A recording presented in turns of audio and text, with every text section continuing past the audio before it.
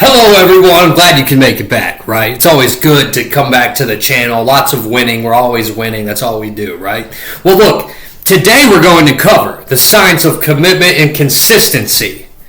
The hidden psychological force behind every major sale. Woo! Man, you gotta have some fun, right? You gotta have some fun. I think most salespeople, and yes, you're an accountant, but you're selling your services. Get over yourself, right? How many times do I have to say it? But really, though, I think most salespeople think closing happens at the end of the conversation. It's just not true, right?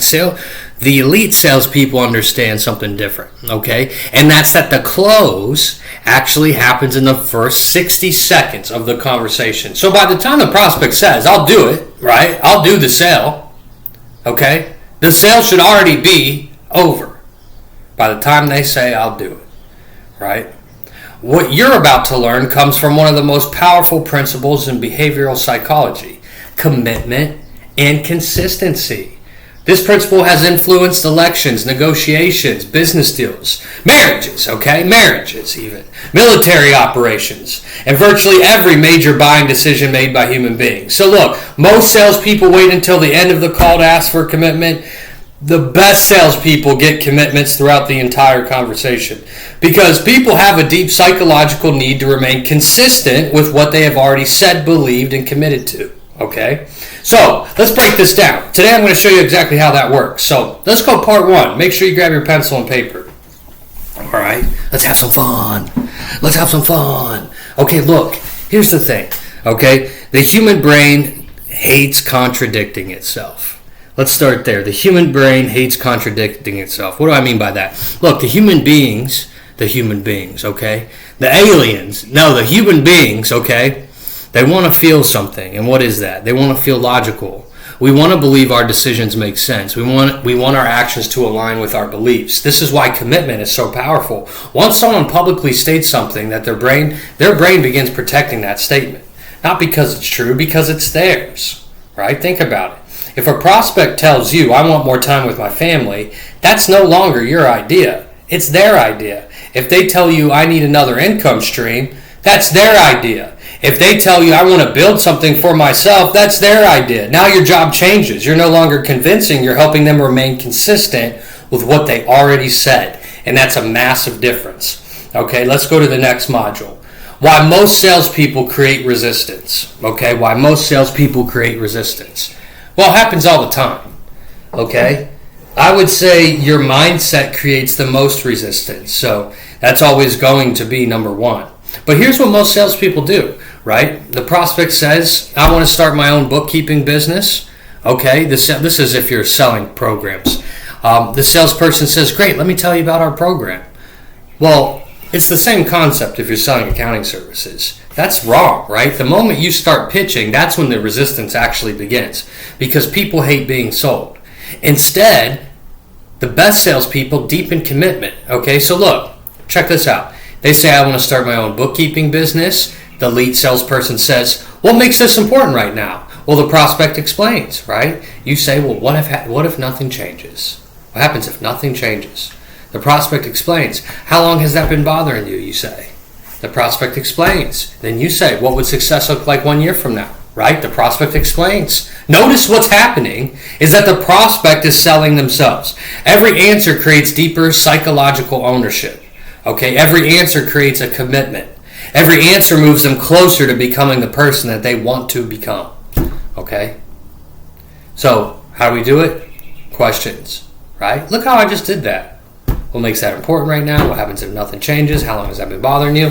And what they're doing is actually they're selling themselves. So, when they sell themselves, you're so much more inclined to actually close the deal. It doesn't matter what industry you're in. It's just common sense to me. All right, let's go to module 3, the commitment ladder. Okay, look, the commitment ladder. Most salespeople try to jump from interest to purchase. Well, the lead salespeople, they build a ladder, okay? Small commitments, then larger commitments, then larger commitments. Then the decision becomes natural. So let me give you an example of what that actually looks like. Okay, here's step 1. Would it be okay if I asked you a few questions? There's my commitment, okay? The next step. Would you agree your current situation isn't producing the results you want? Then I get a commitment. Step 3, so would you like to be making around $5,000 per month from bookkeeping? Then I get a commitment. Step 4, and you'd like to accomplish that within the next year? Boom, then I get a commitment. Step 5, if we could create a realistic plan to get there, would you be interested in seeing what that might look like? Boom, then I get a commitment. So notice what's happening. The close isn't at the end. The close happened 5 times already, right? The final decision simply becomes a continuation of previous commitments. All right, let's go to the next module. Module 4, the identity commitment. Okay, the identity commitment. Look, this is where elite salespeople separate themselves from everybody else. Okay, so understand that people do not protect goals. They protect identity. A goal can change. Identity is defended. Let me show you this. Watch this. So look, an average question that you would hear is, hey, would you like to make more money? Well, that's terrible. Here's a really good question, okay? What kind of provider do you want to become for your family? Now we're discussing identity. Let me show you another one. What would it mean to prove to yourself you can build this business? Again, identity. Do you see yourself as someone who follows through when they commit to something important? Identity. These questions force the prospect to define who they are, okay? And once someone defines who they are, they become motivated to act consistently with that identity. This is where salespeople become elite, all right? You're no longer selling a program. You're helping someone become who they said they want to be. There's nothing easier than that. All right, let's go to part 5, the consistency, the module 5, the consistency trap. The consistency trap. Look, elite closers use a technique I call the consistency trap. It's not manipulation. What is this, right? It's called mutual agreement. Throughout the conversation, gather the commitments. Here's some examples. I need more freedom. I want to leave my job. I want more clients. I want to build something of my own. Help me understand something. You told me you wanted freedom. You told me you wanted another income stream. You told me you wanted to build your own business, right? So what happens is, and then after you say those things, you have to be quiet, right? Now they're evaluating their decision through the lens of consistency, not price, not fear, not uncertainty, but consistency. All right, let's move to module 6. Why think about it happens? Well, most salespeople think I need to think about it is an objection. Actually, it's not. It's a commitment failure. The prospect never became emotionally committed. They understood the offer. They liked the offer. They may even want the offer, but they never committed to the future version of themselves. People take action when the pain of remaining the same becomes greater than the discomfort of change.